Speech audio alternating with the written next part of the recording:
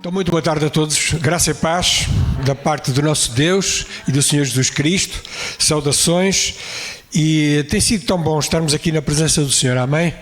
E agora vamos abrir a palavra de Deus e vamos continuar neste trajeto acompanhando Jesus e no Evangelho de Marcos. Então, Marcos capítulo 8, versículo 34. E vamos ler palavras difíceis de ler, não por causa do português, mas porque elas são difíceis e complicadas às vezes de praticar, de colocar em prática.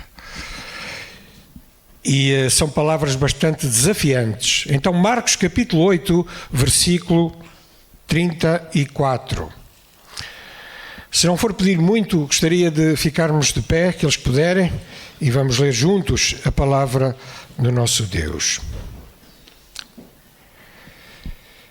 E chamando a si a multidão, Jesus, claro, com os seus discípulos, disse-lhes: se alguém quiser vir após mim, negue-se a si mesmo, tome a sua cruz e siga-me.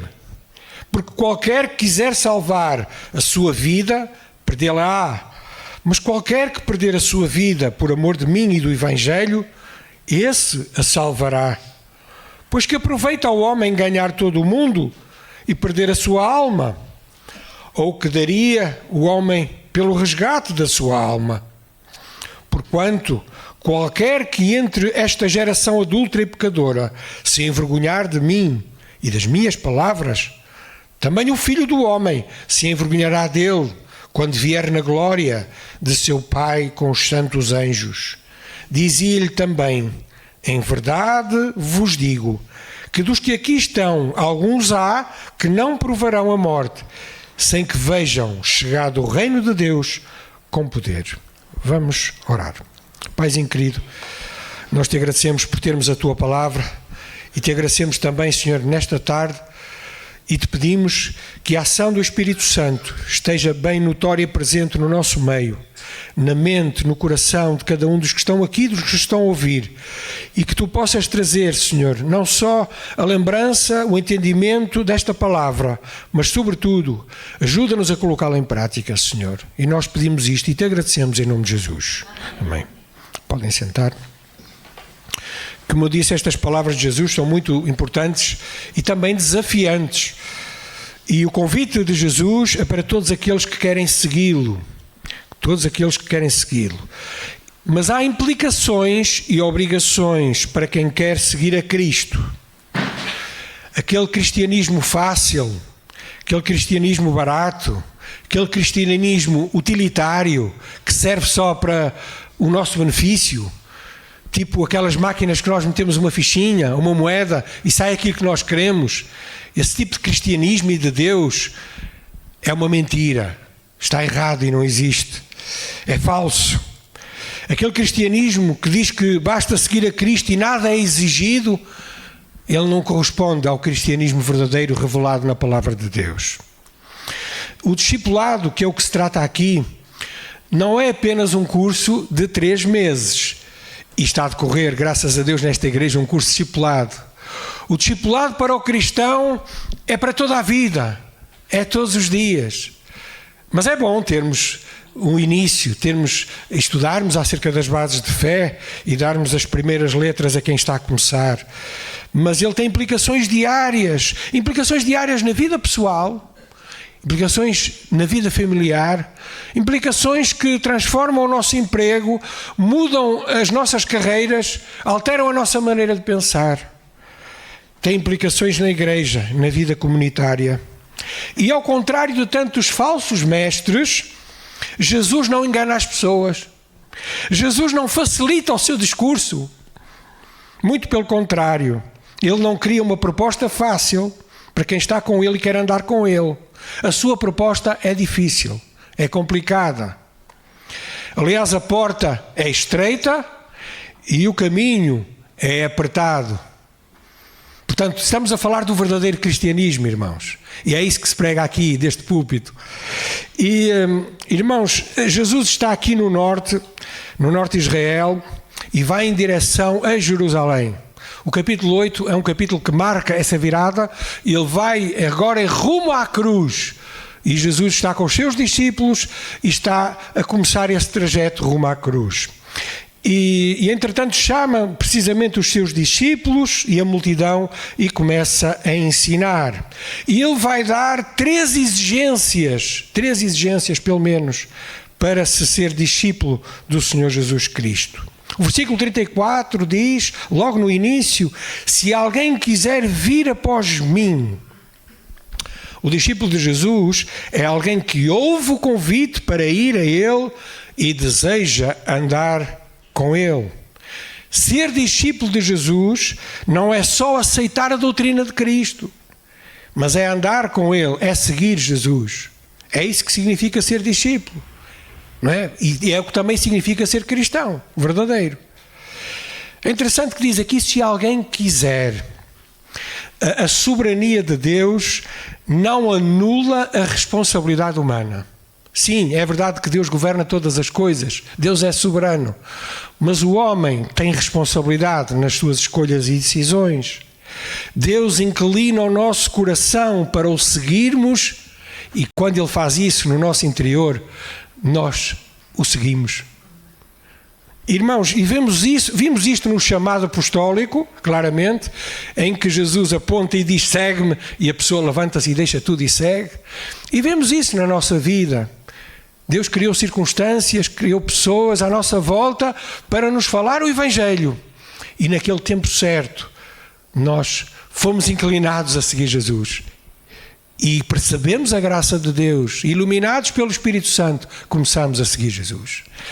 E isto é algo maravilhoso. Mas o versículo 34, ele estabelece três exigências para alguém que quer ser discípulo de Cristo. A primeira é negar-se a si mesmo.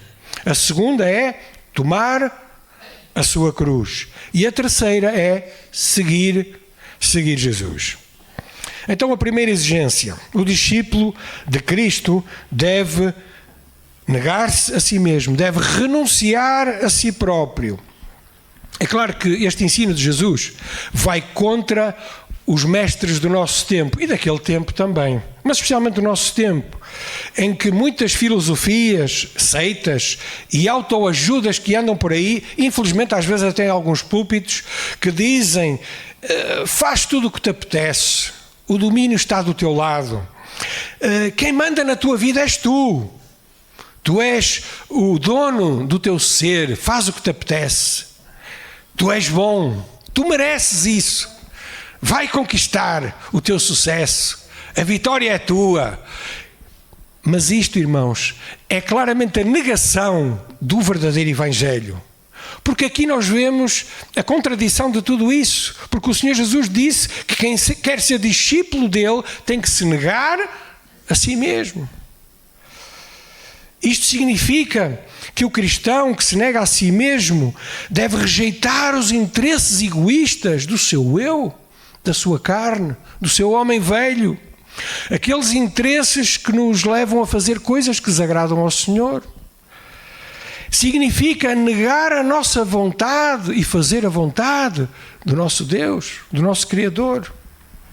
William Hendrickson disse que discípulo é aquele que abandona resolutamente não só os pensamentos e costumes pecaminosos, mas também a confiança em modelos de pensamentos religiosos, por exemplo, farisaicos, impossíveis de harmonizar com a confiança em Cristo. Por isso, irmãos, nós precisamos ter cuidado. Será que tu és um discípulo verdadeiro de Jesus Cristo? Será que não és apenas um religioso?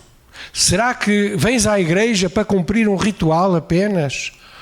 Ou és um verdadeiro discípulo de Jesus Cristo? A vida de renúncia, claro que não é uma vida isolada da sociedade.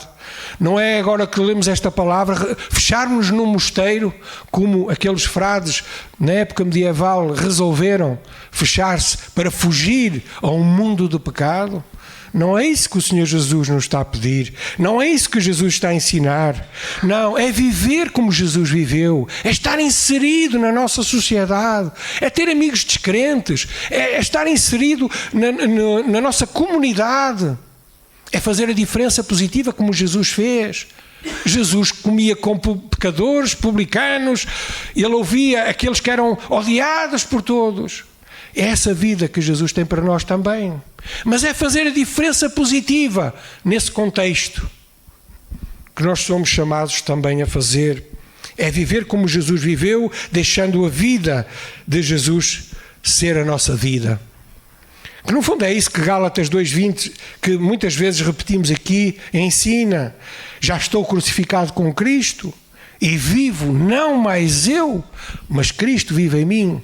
E a vida que agora vivo na carne, vivo na fé do Filho de Deus, o qual me amou e a si mesmo se entregou por mim. Então a primeira exigência é negar-se, é renunciar ao seu eu, à vida de pecado, à vida que o velho homem quer comandar, quer mandar. Nós agora temos o Senhor na nossa vida e Ele quer ser Senhor da nossa vida. Então negarmos-nos a nós mesmos. A segunda exigência é tomar a cruz. Já temos dito que Jesus caminha agora para a cruz, rumo a Jerusalém.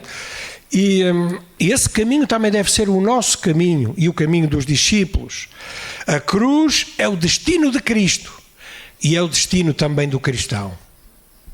Pois é, não são assim grandes notícias, irmãos, porque ninguém gosta de ter um destino para sofrer, um destino para morrer.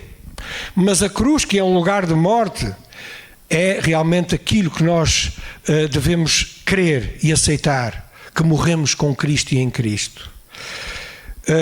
E quem não está pronto para morrer por Cristo, não está apto para viver com Cristo. E não só aqui, mas no céu. E este é o ensinamento da sua palavra, irmãos. Será que tu estavas pronto para morrer por Cristo? E estou a falar mesmo fisicamente. Claro que esta morte aqui é uma morte espiritual, que foi espiritualmente feita em Cristo, nós estávamos lá, morremos em Cristo quando Jesus morreu. Mas também pode ser uma morte física. Muitos têm morrido por causa da sua fé em Cristo. Quem estava aqui disponível para morrer? Carregar a cruz é muito mal entendido por muitas pessoas. Porque algumas pessoas dizem, olha, o meu marido é a minha cruz, ou a minha mulher.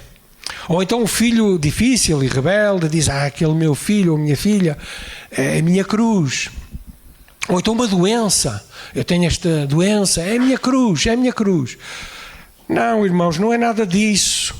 Esta cruz que Jesus está aqui a ensinar é uma disposição para morrermos para nós próprios. Mais uma vez é o eu que está aqui a morrer. É a nossa vontade, é os nossos desejos maus. É tudo aquilo que não agrada ao Senhor que tem que morrer. Isso é o que significa tomar a cruz e levar a cruz. É morrer para nós próprios. Gálatas 5:24 diz assim: os que são de Cristo crucificaram a carne com as suas paixões e concupiscências. Então esta é a segunda exigência, tomar a cada dia a nossa cruz. Mas há uma terceira exigência, que é também seguir Jesus Cristo. Reparem que não é apenas ser simpatizante da fé cristã, não é dizer-se religioso ou evangélico, não é isso que faz ser discípulo de Jesus Cristo. Não é orar apenas, não é apenas vir à igreja, não é apenas ofertar. Não é realmente fazer práticas ou rituais apenas religiosos. É muito mais do que isso. É seguir Cristo em comunhão com Ele todos os dias da nossa vida. Isso é ser cristão. É realmente desfrutar do seu relacionamento. Porque Cristo é muito mais do que uma religião. É um relacionamento. É uma comunhão. É uma partilha. Ele quer guiar a tua vida. E tu estás a deixar-te guiar por Ele. É obedecer aos seus mandamentos. É testemunhar, como ainda hoje nós de manhã alguns fizemos. E encontramos todo o tipo de pessoas.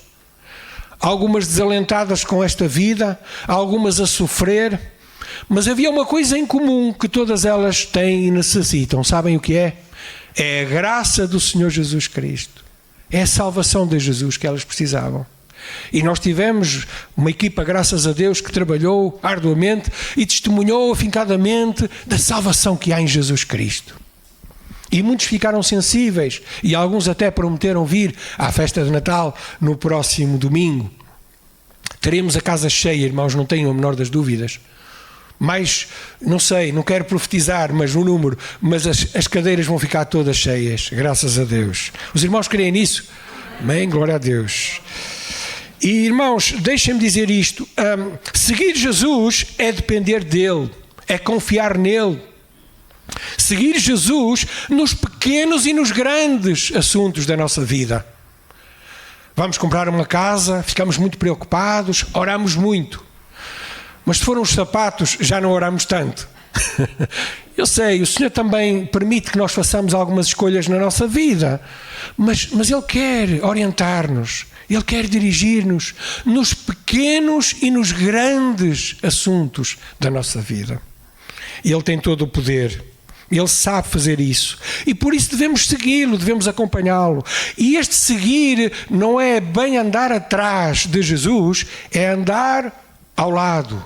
Este era o sentimento, e é o que a palavra significa, andar ao lado de Jesus, mão dada com Ele, ali, num companheirismo, porque Ele é o nosso melhor amigo, Jesus Cristo. Ele é o teu melhor amigo, não tens amigo igual, Ele não falha, Ele não desilude, Ele não te deixa para trás, Ele quer estar ao teu lado, mas nós precisamos segui-lo, precisamos estar ao lado dele também. Amém? Então estas três exigências. Nos versículos seguintes, do versículo 35 ao 38, Jesus vai ensinar um santo paradoxo que é perder para ganhar. Perder para ganhar. Quem é que gosta de perder? Ninguém gosta de perder. Nem a feijões, costuma-se dizer, não é? E então quem gosta de futebol, muito pior. Mas pronto, não vamos entrar nesses detalhes. Mas o versículo 35, irmãos, diz que quem quiser salvar a sua vida, ou seja, quem viver sem a graça divina e para si próprio, vai perder-se eternamente. Não é isso que diz o versículo 35? Qualquer que quiser salvar a sua vida, perdê-la-á. E salvar a sua vida significa aqui realmente viver para si, tomar o comando da sua vida. A loucura do homem moderno é esta precisamente. Há uma loucura característica do homem de hoje. Qual é? Ele estuda muito, e eu não tenho problema nenhum com estudar muito, mas ele trabalha muito. Ele procura ganhar o máximo de dinheiro possível, comprar a melhor das casas, ele ajunta os bens, ele tenta ganhar prestígio, ele tenta ganhar até o máximo de coisas possível, mas o que é que ele faz neste processo? A loucura dele qual é? É que ele ignora Deus. Ele não quer saber de Deus nesse processo. Porque o problema não está em estudar muito, ganhar muito dinheiro, nem ter uma grande casa, nem ter um grande carro. Não está aí o problema, irmãos. O problema está em ignorar Deus. Está a esquecer-se do Senhor. E ele, ao fazer isto, ele está a apostar na ficha errada. Porque ele, ao ignorar Deus na sua vida, ele vai perder-se para todo o sempre. E isso é o maior desastre aqui e no futuro. Por isso é o que este versículo está a ensinar. Mas por outro lado, a segunda parte do versículo diz, Jesus, que quem perder a sua vida por amor a Ele e ao Evangelho, vai ganhar a vida e a vida eterna. E perder a vida aqui significa, de acordo com o versículo 34, o tal negar-se a si mesmo, tomar a sua cruz e seguir Jesus. Isso é o que significa perder a sua vida. Ou seja, o discípulo perde-se a si próprio para ganhar. Essa é a maior troca. Afinal de contas, irmãos, de que adianta a pessoa ser muito rica, muito famosa, ter todos os bens que há nesta vida e no futuro, na eternidade, estar perdida e a ser atormentada para todo o sempre? O que é que adiantou isso? De que valeu essa vida de 70 anos, 80 anos? Em que teve tudo, todo o conforto, todas as condições humanas perfeitas, mas para todo sempre na eternidade estará longe de Deus e em tormentos eternos. O que é que valeu aquilo, aqueles 70 anos? Nada. Que vantagem tem um homem em ganhar o mundo inteiro e causar dano à sua própria vida? No verso 37, Jesus faz uma pergunta. Que daria o homem pelo resgate da sua alma?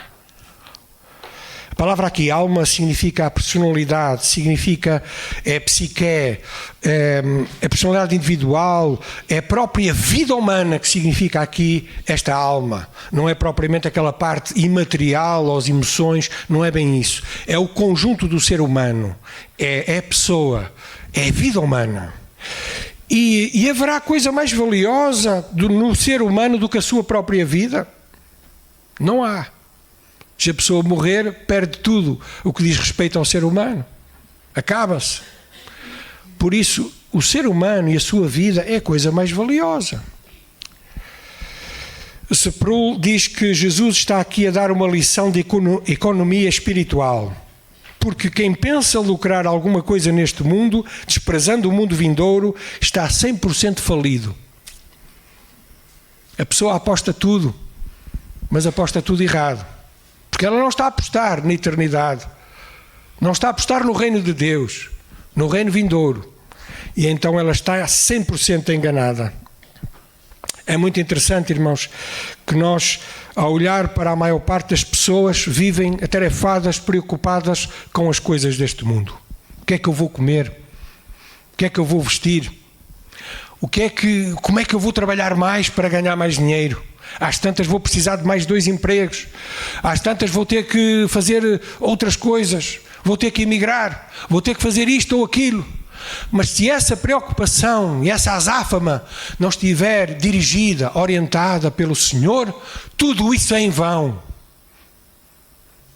Porque aquilo que não é centrado no Senhor Jesus Cristo é tudo em vão. No versículo 38, Jesus avança e diz que o discípulo é alguém que não se envergonha de Cristo.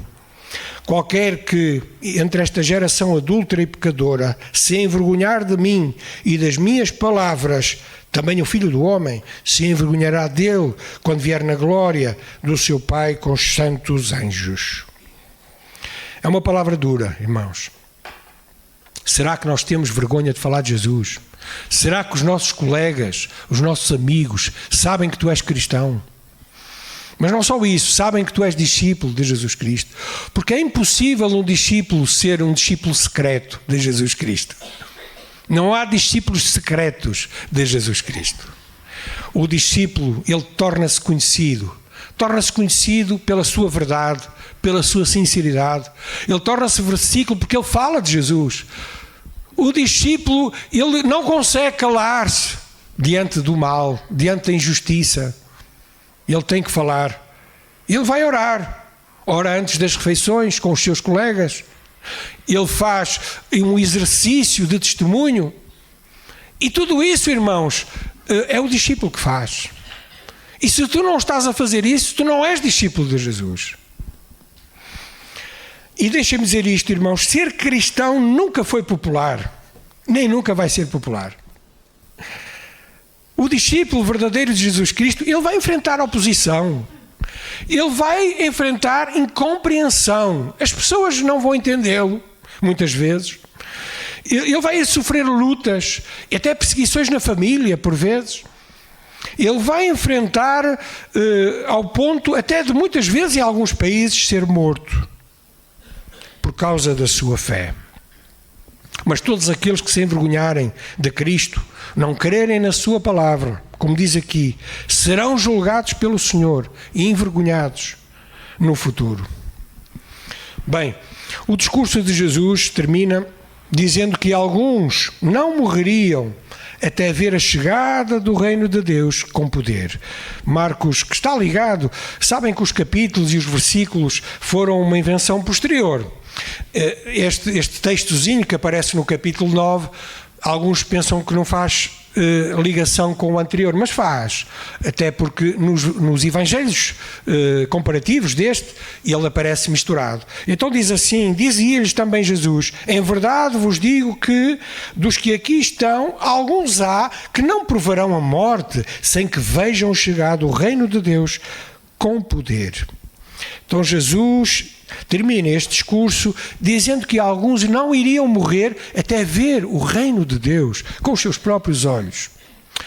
Há pelo menos 3 grandes interpretações para este versículo, embora não haja consenso. Podemos ter as nossas convicções e eu vou falar das 3 interpretações. A primeira interpretação é mais direta. O que é que vem a seguir, logo a seguir no capítulo 9? Eles vão ser chamados por Jesus, Tiago, Pedro e João, e vão subir a um monte. Jesus vai se transfigurar, ele vai mudar a sua forma e vai mostrar a sua glória, e entretanto aparecem Moisés e Elias, ouve-se a voz do Pai e há ali uma nuvem de glória maravilhosa, irmãos. O reino de Deus parece que desceu àquele cume daquele monte. E a primeira interpretação, então, é de que eles, logo a seguir, iriam ver o reino de Deus com os seus próprios olhos. E eles ficam tão impactados com aquilo, mas não quero roubar já a próxima mensagem, que é o capítulo 9, mas eles ficam tão transformados com aquela situação que eles dizem, olha, façamos uma cabana, um para cada um, e vamos já ficar aqui. Já não queremos descer. Mas Jesus disse, não, importa que nós desçamos. Ainda não é chegado o tempo. Esta é a primeira interpretação. Como eles viram Jesus transfigurado, a glória do reino de Deus, lá com Elias e Moisés, então há uma interpretação de que realmente cumpre-se essa palavra. Mas há uma segunda interpretação. Outros dizem que Jesus está a falar da sua ressurreição e ascensão em poder e glória, e que os discípulos presenciaram isso, não é? Os discípulos viram Jesus ressurreto. E nesse sentido, Jesus, que tinha iniciado o reino, está aqui a cumprir isso. Mas há uma terceira interpretação ainda, que defende que estes versículos estão a falar da descida do Espírito Santo, em que os discípulos também estavam lá presentes, e que eles viram a glória de Deus inundar aquela sala, e também viram o crescimento que veio a seguir, a expansão do reino, através do crescimento da igreja. E então esta terceira interpretação aponta para esse momento da descida do Espírito Santo e do início da igreja e da expansão da igreja. Portanto, há estas 3 interpretações e ainda há mais, mas eu só trouxe estas 3. Eu deixo com cada um escolher a sua. Eu vou pela primeira, mas irmãos, não quero fazer ponto de doutrina nisso. Então, para terminar, irmãos, algumas aplicações finais, esta mensagem. Em primeiro lugar, o discipulado é um chamado diário para todo cristão seguir e exige renúncia constante. Discipulado exige renúncia constante. É tomar a cruz a cada dia, conforme lemos na passagem paralela em Lucas capítulo 9, versículo 23, que diz assim, se alguém quer vir após mim, negue-se a si mesmo e tome cada dia a sua cruz e siga-me. Portanto, o discipulado não é um chamado para um momento apenas, para um curso apenas, mas é para todos os dias, é para cada dia. Temos que nos negar a nós mesmos, temos que tomar a nossa cruz, temos que morrer para nós próprios e temos que seguir Jesus todos os dias da nossa vida. A segunda aplicação é que todo este processo de negar a nossa vontade e tomar a cada dia a cruz e seguir Cristo não pode ser feito nas nossas próprias forças. E este é um tópico muito importante, porque não adianta, irmãos, nós lutarmos como alguns no passado que pegavam em chicotes e se batiam para vergastar o seu corpo, para mortificar assim de uma forma até física o seu corpo. Não é por aí, irmãos. A força não está em nós, a força é do Senhor. E a alegria do Senhor é a nossa força, como temos visto na sexta-feira. Então a autonegação é sempre difícil e só é possível com a cooperação do Espírito Santo na nossa vida. Dependemos dele. Precisamos caminhar com Cristo, Precisamos negar-nos a nós próprios, mas isso também é obra, em cooperação com o Espírito Santo na nossa vida. A terceira aplicação é que a salvação da nossa alma vale mais do que todas as riquezas deste mundo. Marcos vai contar uma história mais à frente de um jovem rico. Um jovem rico que vocês conhecem, Marcos capítulo 10, a história daquele jovem rico que abordou Jesus e que queria saber como é que ele poderia herdar a vida eterna. E o Senhor disse-lhe que ele deveria guardar os mandamentos que estavam na lei. E ele respondeu que desde a sua mocidade, desde a sua juventude, que tinha guardado os seus mandamentos. E Jesus então olhou para ele, é muito curioso esta passagem, porque Jesus olhou para ele e amou-o, diz lá, amou-o. Num certo sentido, Jesus teve pena dele, teve misericórdia dele. Ai, tu não sabes o que estás a dizer. Eu conheço tão bem o teu coração. Tu estás a dizer que guardas os mandamentos, e até guardas alguns, mas tu não sabes qual é o teu problema. E então Jesus disse-lhe, e amou, e olhou para ele e disse, olha, falta-te apenas uma coisa. E o jovem disse, o que é, Jesus, o que é? Vai, vende tudo quanto tens e dá aos pobres e terás um tesouro no céu e vem e segue-me. Cá está o nosso segue-me, que é a ênfase dessa passagem. Não é a venda dos bens, mas é o segue-me. Só que este jovem tinha um problema sério. Ele era agarrado ao dinheiro. E a coisa pior que pode acontecer a um crente é ser agarrado a uma coisa material, seja ela qual for. Pode ser a sua bicicleta, pode ser a sua moto, o seu carro, até pode ser outra coisa qualquer. Mas se ele não se quer desprender disso, por causa do amor de Jesus, alguma coisa está mal na sua vida. Mas ele então triste, este jovem, com aquelas palavras de Jesus, retirou-se, porque diz o texto que ele tinha muitas propriedades. Ele considerava que era importante seguir Jesus, mas não ao ponto de vender tudo quanto tinha. Não ao ponto de morrer para si e para este mundo. E isso não é o verdadeiro discipulado. E Jesus conclui dizendo: quão dificilmente entrarão no reino de Deus os que têm riquezas. E porquê, irmãos? Porque é muito fácil no nosso coração se pegar às coisas que vêem, aos bens materiais. É muito fácil um rico apoiar-se e colocar a sua confiança naquilo que ele conquistou, naquilo que ele batalhou para ter. Às vezes pode ser uma herança e ele não quer perder aquilo. O maior investimento que alguém pode fazer nesta vida é receber Jesus Cristo como seu Salvador e Senhor e viver para Ele todos os dias. Seguir Jesus implica algumas coisas. Implica ter fé, implica entregar-se a Ele, implica confiar nele, implica caminhar com Ele. Seguir Jesus implica desprendimento, implica morrer para nós mesmos. E quanto nos custa isso, irmãos? Sim ou não? Custa. Às vezes temos razão e não queremos dar o braço a torcer. Mas às vezes precisamos morrer mesmo tendo razão. E isso custa-nos muito. Ninguém gosta disso.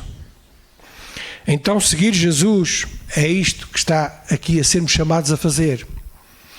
Que tipo de discípulo és tu? Estás a seguir Cristo de boca ou em verdade? Vens à igreja por causa da tua fé crescer e ser amadurecida ou para cumprir um ritual? Que tipo de cristão, que tipo de discípulo sou eu? Que o Senhor nos possa ajudar a entender a sua palavra. Amém. Deus os abençoe.